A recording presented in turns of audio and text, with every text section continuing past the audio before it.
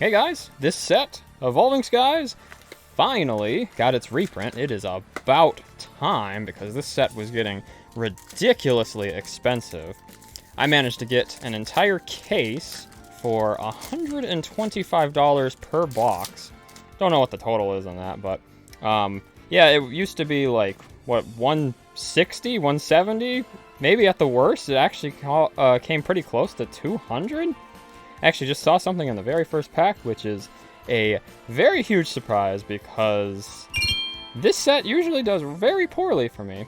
But I'd imagine that with how big of a decrease in price the booster box experienced, that's probably going to be similar to the drop in price of each of the singles cards. So from 190 down to 125, that's what, like a 35% decrease, so that probably means the singles will reflect that with a 35% overall decrease in the single card pricing.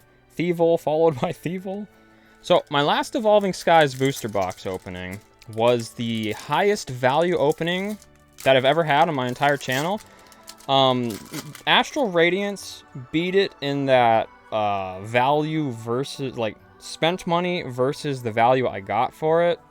But in terms of just raw value, I think the Evolving Skies booster box was the best I have ever done. That was an anomaly, though, so I really don't see me coming anywhere near that. I think I got like 190? Did I? Maybe I broke 200, I don't remember. But yeah, back then, these boxes only cost 150 compared to the 190, so even if I had gotten that same booster box during the time when the box was $190, I only would have broken even with an insanely high luck, unusual booster box. I don't see that happening again, though. I think Danny Phantom did a video, and he said on average you can expect to get, like, I think it was only $85 per box. And considering I got more than double that last time, that probably means I'm overdue for Evolving Skies to do terribly for me and get under the average this time. But I have been complaining a lot about Evolving Skies in, like, collection boxes and stuff and tins, because outside of the booster box, every single pack I've opened of Evolving Skies, for the most part, not every single one, but most of them have all been terrible. So yeah, actually, I would say my luck totally evened out afterwards. Amazing start to Evolving Skies, but then everything afterwards, horrible. So I don't think it'd be too greedy to ask Evolving Skies to be nice to me again, because it's been so long since it's been nice to me. And I haven't gotten any of the, like, top 4 cards. I think I got the 5th most expensive one. This reprint must have been massive, though, because I remember when people were first talking about it, they were projecting that Evolving Skies might come down to MSRP for a booster box, which is $144 after the reprint, but the reprint wasn't actually supposed to happen until August, so I don't really know what's going on because I'm recording this on July 16th. That is well before the reprint was supposed to happen. I guess potentially the reprint didn't happen yet, but the sellers, online retailers that get word from their distributors what they can expect, maybe they were told what their allocations were going to be, and the online retailers were just like, whoa, this reprint's going to be enormous. We need to drastically lower our prices or else we're going to have way too much Evolving Skies. If that's even possible, because, I mean, this is like a fan favorite set, so I don't know if you could possibly have too much of this set. You're definitely going to sell it over time. So our hit rate currently definitely above average, because you're only expected to get between 7 and 8, a lot closer to 8. I think it's like 7.8 or something like that.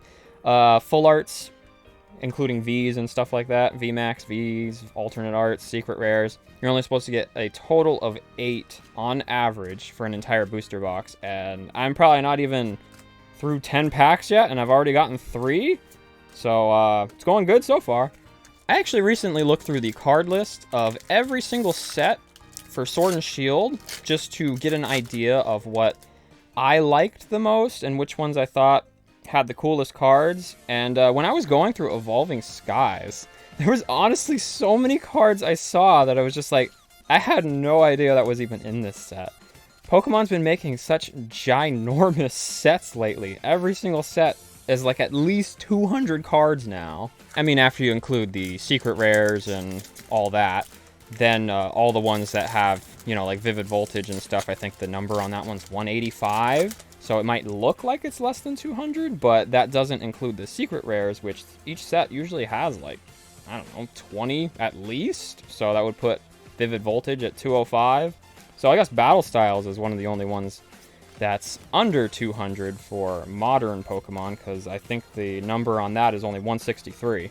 I think Evolving Skies is actually the second largest set after Fusion Strike, though. Fusion Strike is just, I don't know what they were thinking with that set, because if this is the biggest, you know, it's got 203, and then people complain, they're like, oh, this set is too large, and then the next set, maybe not the next, I don't know what the order is, but Fusion Strike then has 264, which just makes it impossible to complete that set. Which definitely didn't seem like a good move, because Fusion Strike seems to be one of the worst selling sets Pokemon has made in a really long time.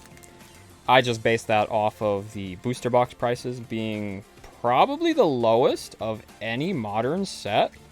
I don't think Battle Styles or Chilling Reign went as low as Fusion Strike did, because I think I ended up getting some Fusion Strike at one point on a website that had a sale. I think I got them for like $72, but even that, with that being the cheapest set, that is still such an amazing price that I couldn't help myself, and I bought a ton of booster boxes from them. Mainly because I don't have a distributor, so I can't normally get distributor prices, but that is actually below distributor prices, because I'm pretty sure those are like $84, 82, 84, something like that.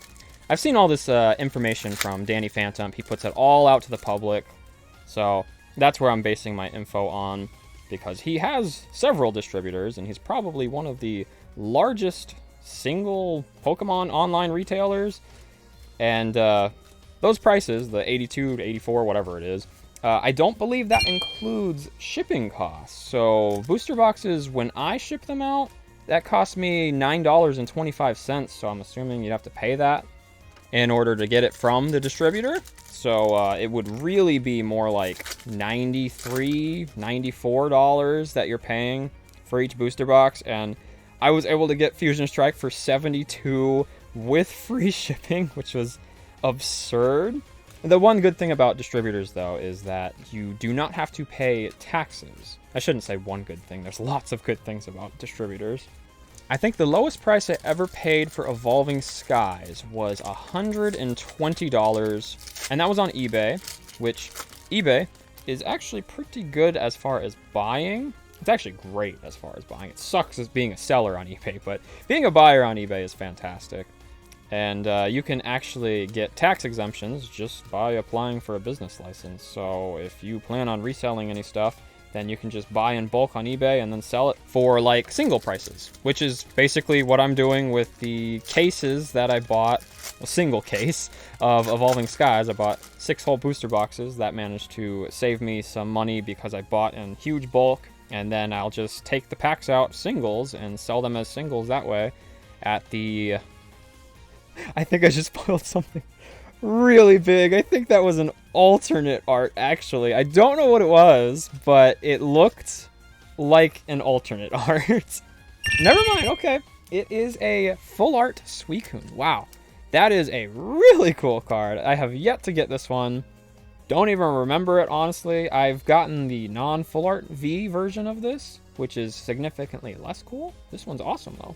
I really wish more places let you do what eBay does as far as using a business license to avoid, not avoid, I mean, it's totally legal, to not pay taxes, because, I mean, that's such a helpful thing when you're thinking of profit margins. Every single cent counts, because if you've only got like a 10% profit margin, you know, tax is like 7%. So that means your 10% profit margin then turns into 3%, which is awful. Which, if you think of it that way, and you only have a 3% profit margin, but then you get a business license and you can avoid taxes, your profit margins literally more than triple because of that. So tax exemptions are so beneficial, and I really wish more websites did them. I think Walmart does them, Amazon does them, eBay does them. I also tried to apply for Target and Dollar General because they both said that they accept them. Dollar General, I applied like 3 separate times. They just ignored me all 3 times. So I don't know what's going on with that, but they won't even respond. So I can't get an exemption there, even though they claim that I should be able to get one. And Target, they just do not allow you to use tax exemptions unless they like your business, I guess. And I'm way too small for them to have ever even heard of me, so they just basically do the same thing as Dollar General and might as well ignore me because I think they actually just auto-rejected my application, if I remember right. I only tried with them once because at least I did get a response. They're like, oh no, we're not accepting your application. But Dollar General just flat out ignored me entirely. I've been thinking about trying some other TCG openings, like maybe Dragon Ball, I don't know. And I've seen that some like anime have some. I might try one of those. I did look up a quick video of like an Attack on Titan card opening, and it looked horribly low quality. Like the cards just looked like they didn't look like, they were screenshots of the show. But I mean, if I did do anything, I'd probably start off with something more mainstream, just maybe a little less than Pokemon, which would be Yu-Gi-Oh! I actually have some Yu-Gi-Oh! Stuff on my store, but very little because I really don't know enough about it. I'm just spoiling everything, by the way. I am not keeping the cards close enough together, so there's little gaps in between, and I think it was a rainbow rare, is what I'm gonna guess. It was a rainbow rare. I have no clue who this is, though. Gordy, never heard of him, so basically, when I haven't heard of the character, I don't recognize them, that pretty much means they're one of the most worthless secret rares. I mean, I've pulled some rainbow cards that are only worth like $4, which is, wow. I don't think rainbows are as popular as Pokemon was hoping, which is surprising because it sure does seem like they plan on sticking with those for as long as possible. Maybe when Gen 9 comes around, they'll decide, yeah, okay, I think we should get rid of this. Maybe they keep like gimmicks like that all the way through the entire generation. But considering how much money Pokemon makes, I'm sure they keep a close eye on that stuff. So if they are planning on switching out some things in Gen 9, like, there's no chance they'd get rid of something such as alternate arts when those are ridiculously popular. I could see them getting rid of rainbow rares, though. I honestly kind of hope they do. I like gold cards more. Not a lot more, but I do like them more. I really like those black and gold cards. Like, I think I got a Calyrex VMAX or something like that. And then there was a Urshifu. They had both forms of Urshifu in black and gold. Surprisingly, though, maybe people don't agree with me on that. Either that, or I think both Calyrex and Urshifu are typically super low-valued Pokemon, so it could just be that. But yeah, those cards, even though they look so cool, the gold and black Urshifu and the gold and black Calyrex are like $5 or less cards at this point. So maybe they just need to make them a little more rare, or just pick more popular Pokemon next time. Or possibly, I guess if I'm wrong and it's not because they're unpopular Pokemon, maybe scrap the black and gold cards too, but I would miss them personally. So, the second half did give us a secret rare, but I'm going to take a guess and say that was like the least valuable secret rare in the entire Evolving Skies set. So, despite having a secret rare in the second half and not the first half, I am going to say that the first half still widely outperformed the second half. And I'm sure you guys saw that I spoiled something yet again. So Danny Phantom did like 54 booster boxes of Evolving Skies or something like that. And I think he said you can only expect an alternate art out of every 2 booster boxes. Which, wow, that really sucks. But I guess that goes to show why Evolving Skies has such crazy expensive alternate arts if you have to open up 72 packs to get just 1.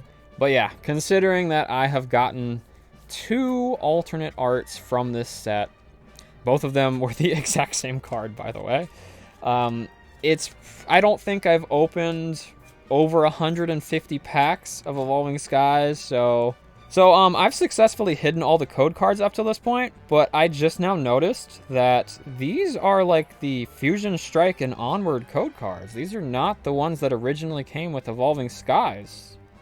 Does that confirm this is a reprinted box? A more recently reprinted box, I guess? That just makes me think of all those conspiracy theories for Pokemon cards on like pull rates based on specific items, like if tins have better pull rates, or if collection boxes have better pull rates, or booster boxes. What about print waves? Like, this appears to be a different print wave. What if they saw how valuable these cards were, the alternate arts, and so Pokemon was like, we don't like our cards being that expensive. We want them more accessible, so we're going to increase the pull rates of alternate arts like the Umbreon because that card is way too expensive. I don't know if Pokemon really cares about that stuff.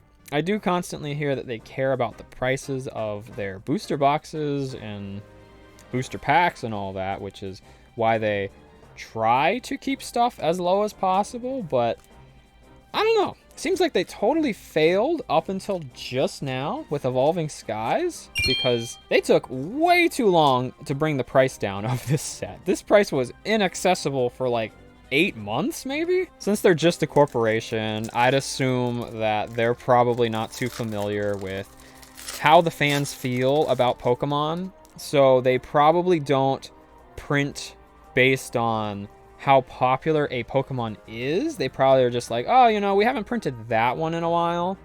Unless it's like a Charizard or Pikachu, because that's unavoidable to hear how popular those cards are. But when they make Pokemon boxes like Hoopa and Alolan's Executor and Cleaver, it's like you have so many Pokemon that are super popular that I don't remember you ever having made a box of. So why would you make ones of Pokemon that a lot of people don't even know what those Pokemon are? Like Hoopa, I've never seen the movie that Hoopa's in. In fact, I don't even know if Hoopa is in a Pokemon movie, to be honest. And I feel like I've seen most of them and I'm relatively familiar with the Pokemon anime. Not really so much modern, but I still probably know more about it than most people do. But anyway, we're on to the final pack here. So it's been a long time since I ended with a very powerful ending, I think?